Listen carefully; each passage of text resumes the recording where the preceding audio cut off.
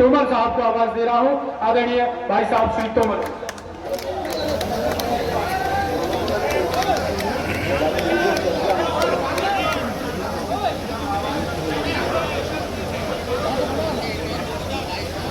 आज की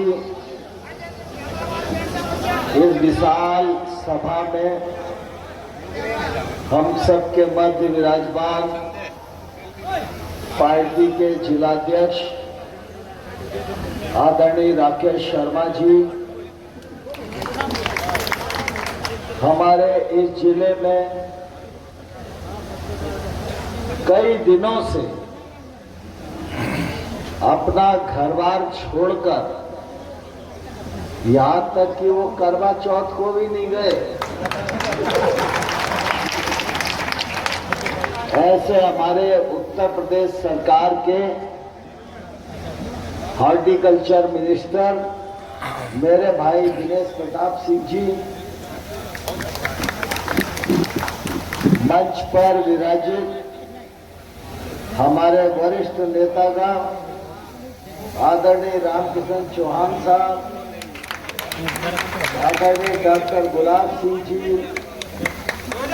आदरणीय अन्ना भैया, आदरणीय सुरेंद्र सिंह जी, सुरेंद्र तिवारी जी, भगत सिंह जी, सुधीर अग्रवाल जी। अब मंच पर तो ऐसे बहुत लोग बैठे जिनके मैं नाम लेता रहूंगा तो टाइम बहुत हो जाएगा। हाँ, आप सब जानते हो यहाँ आदमी बहुत बैठे हैं लेकिन सरदार एक ही है। जोधा सिंह अग्रवाल जी हमारे बहुत वरिष्ठ कार्यकर्ता हैं, वो भी आप सबका सहयोग करने के लिए आए हैं। और इस अवसर पर उपस्थित इस क्षेत्र के हमारे बुजुर्गवार भाइयों बहनों और पत्रकार मित्रों, आज हम सब लोग भारतीय जनता पार्टी के प्रत्याशी और आप सबके बेटे और आप सबके भाई नरेंद्र शिवाजी पटेल को समर्थन देने के लिए इकट्ठा हुए। मैं भी आज आप सबके बीच में यही अपील करने के लिए आया हूं कि बंधुओं, पिछले बार थोड़ी सी चूक हो गई थी, वो चूक इस बार नहीं होनी चाहिए। भारतीय जनता पार्टी ने बहुत मनोयोग से नरेंद्र शिवाजी पटेल को आपकी सेवा करने के लिए भेजा है। मैं आपको आश्वस्त करता हूं कि इस बेटे को अपनाइए, ये आपको शिकायत का कोई मौका उपलब्ध नहीं कराएगा। आज चुनाव की बेला है और हम सबके लिए बहुत ही गर्व और गौरव की बात है कि शिवराज सिंह चौहान जी के नेतृत्व में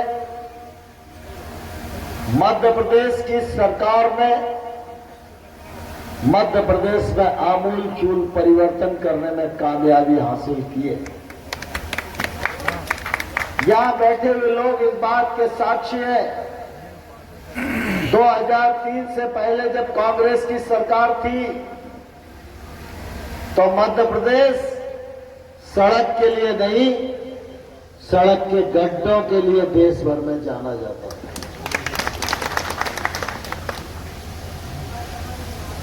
और बिजली के दर्शन हो जाए ये तो गांव में बैठा हुआ व्यक्ति कल्पना नहीं कर पाता। नई पीढ़ी के लोग नहीं जानते कि उस समय सड़कें कैसी थी। नई पीढ़ी के लोग नहीं जानते कि उस समय अंधेरा गांव में कैसा था। उस समय दो ही नारे लगते थे, मजले भैया और अन्नाम भैया, जोधा सिंह सब यहाँ बैठे हैं। दो ही नारे लगते थे। एक नारा था चारों तरफ अंधेरा है, पहरेदार लुटेरा है। लगता था कि नहीं लगता? और दूसरा लगता था जब तक रहेंगे दिग्गी तब तक घर में जलेगी डिब्बी। शिवराज सिंह चौहान ने डिब्बी से मुक्ति दिलाई, जगह जगह सड़कें बनाई। और मुझे इस बात की प्रसन्नता है कि चाहे कैसी भी मुसीबत हो,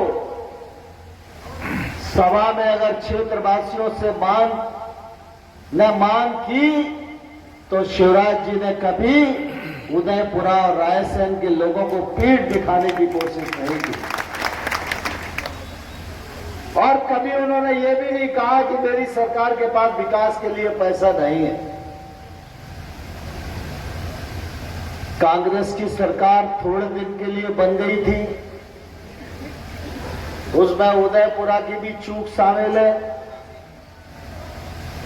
तो कमलनाथ जी एक ही बात कहते थे कि शिवराज सिंह चौहान खजाना खाली कर गए, हम विकास का काम कैसे करें। लेकिन 18 महीने बाद फिर भाजपा की सरकार बनी। फिर कभी शिवराज सिंह जी ने कहा कि हमारे पास पैसे की कमी है? कहा? बताओ आप बेकार और वक्तव्य। ये इसलिए होता है कि कांग्रेस जब राज करती है तो सरकारी खजाने का पैसा कांग्रेस के नेताओं की जेब में जाता है, और जब भाजपा राज करती है तो पैसा खजाने में जाता है और खजाने से निकलकर उदयपुरा की सड़क बनाने के लिए काम आता है। कांग्रेस ने पिछले बार ये वादा किया था कि हम किसानों के कर्जे माफ करेंगे। यहां बहुत सारे ग्रामीण क्षेत्र के लोग बैठे हुए हैं, किसी का कर्जा माफ हुआ क्या? उन्होंने ये भी कहा था कि हम आएंगे तो बेरोजगारों को भत्ता देंगे। किसी एक आध नौजवान को भत्ता मिला क्या? आज इस बार फिर एक वचन पत्र दे दिया है। पिछले बार 900 वचन दिए थे, 9 का भी पालन नहीं किया। अब इस बार फिर उन्होंने एक नया वचन पत्र दे दिया है। भाइयों और बहनों, मैं आपको ये अपील करने के लिए आया हूं, कांग्रेस के पास कहने के लिए कुछ नहीं है। 2003 से पहले दिग्विजय सिंह मुख्यमंत्री थे 10 साल। 2014 से पहले 10 साल प्रधानमंत्री थे मनमोहन सिंह। अगर कांग्रेस में हिम्मत है तो वो ये बताए कि अपने कार्यकाल के दौरान उन्होंने मध्य प्रदेश के लिए क्या काम किया। कांग्रेस को इसका जवाब देना चाहिए। कांग्रेस का हाथ गरीबों के साथ नहीं है, कांग्रेस का हाथ नौजवानों के साथ नहीं है, कांग्रेस का हाथ महिलाओं के साथ नहीं है, कांग्रेस का हाथ देश विरोधी मानसिकता वाले एनजीओ के हाथ में है, उनके साथ में। कांग्रेस ने तय कर रखा है जो देश हित का काम हो उसका विरोध करो। अगर नरेंद्र मोदी जी आतंकवादियों को मारने के लिए सर्जिकल स्ट्राइक करें तो विरोध करो, आतंकवादियों को मारने के लिए एयर स्ट्राइक करें तो विरोध करो, राम मंदिर बनाने का मार्ग प्रशस्त करें तो विरोध करो, राम सेतु की रक्षा करने के लिए आगे बढ़े तो विरोध करो। और अभी फिलिस्तीन के हमास आतंकवादी इजराइल पर हमला कर रहे हैं। भारत सरकार ने तय किया है आतंकवादी कोई भी हो, उसका कोई मजहब और धर्म नहीं होता। हम आतंकवाद की निंदा करते हैं, लेकिन कांग्रेस हमास के आतंकवादियों के साथ खड़ी है। दुर्भाग्य से कांग्रेस के लोगों ने भी गठबंधन बनाया। अब गठबंधन ऐसा है, सवेरे एक छोड़ जाता है, शाम को दूसरा छोड़ जाता है। हम लोग कहते थे भानुमति का कुरमा किसी के काम नहीं आता, ऐसा ही ये गठबंधन है। और ये गठबंधन कह रहा है हम सनातन धर्म को समाप्त कर देंगे। मैं राहुल गांधी से कहना चाहता हूं, कान को साफ करके सुन लो। पृथ्वी पर जब तक एक कार्यकर्ता भी भाजपा का है, तब तक कोई माई का लाल सनातन धर्म को समाप्त नहीं कर सकता। आज विधानसभा चुनाव की बेला है, लेकिन ये चुनाव नरेंद्र शिवाजी पटेल, नरेंद्र सिंह तोमर का चुनाव नहीं है।